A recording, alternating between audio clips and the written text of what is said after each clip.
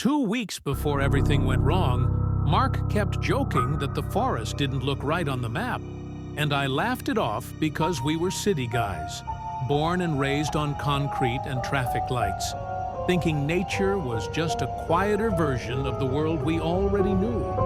Something that shut down at night like a park with closing hours. But the forest we chose in northern Washington didn't believe in closing hours.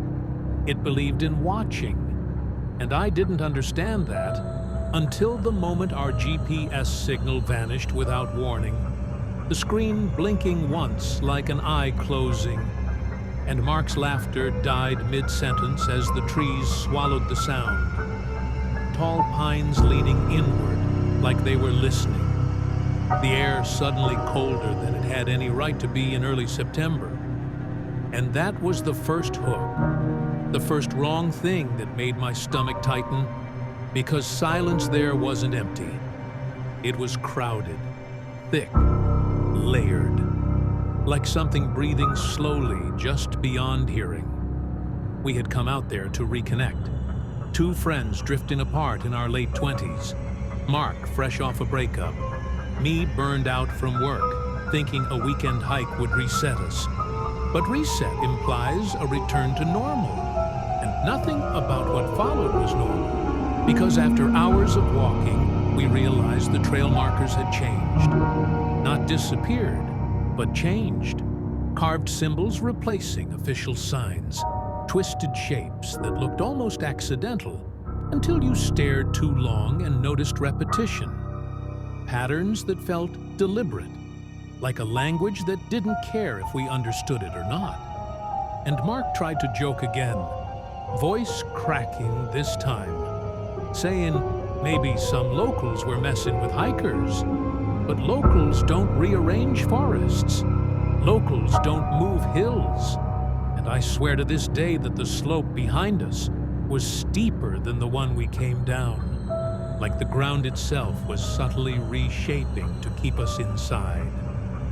Night fell faster than expected, the sun dropping behind the trees like it was being pulled down. And when darkness hit, it wasn't gradual. It slammed into us, heavy and wet, smothering our headlamp beams so they felt weak and apologetic. That's when we heard the footsteps, not chasing, not approaching, just pacing us, perfectly matching our speed, stopping when we stopped, starting when we started. And Mark whispered my name like he was afraid the forest would hear him say it louder. And I realized, with a jolt of fear, that whatever was following us didn't need to rush because it knew we weren't leaving. The first night we didn't sleep. We just sat back to back against a tree, taking turns pretending to rest while the other watched the darkness ripple like heat above asphalt, shapes forming and dissolving at the edge of vision.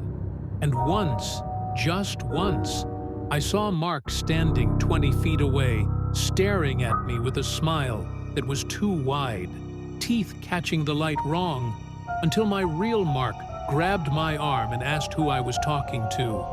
And I couldn't answer because my throat locked up around the understanding that the forest could copy us, learn us, wear us like clothes.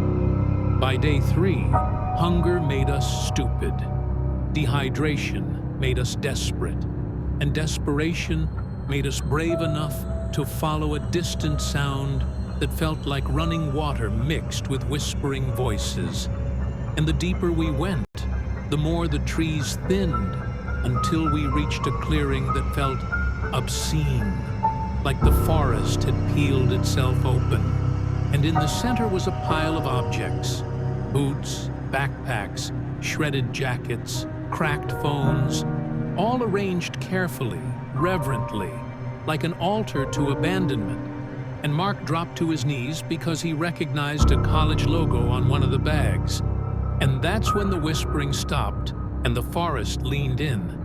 And something spoke using Mark's voice, not from his mouth, but from everywhere, saying it was glad we finally understood we were never lost. We were chosen. Mark ran, panic snapping something inside him, and I chased him until the ground gave way beneath my feet, and I slid into a ravine that smelled like rot and wet stone. And when I climbed back out, Mark was gone, his footprints ending abruptly like he'd been lifted straight up. And I screamed until my voice broke, until the forest answered with echoes that were slightly wrong, delayed just enough to feel intentional, mocking. The days blurred after that, time losing meaning under the canopy.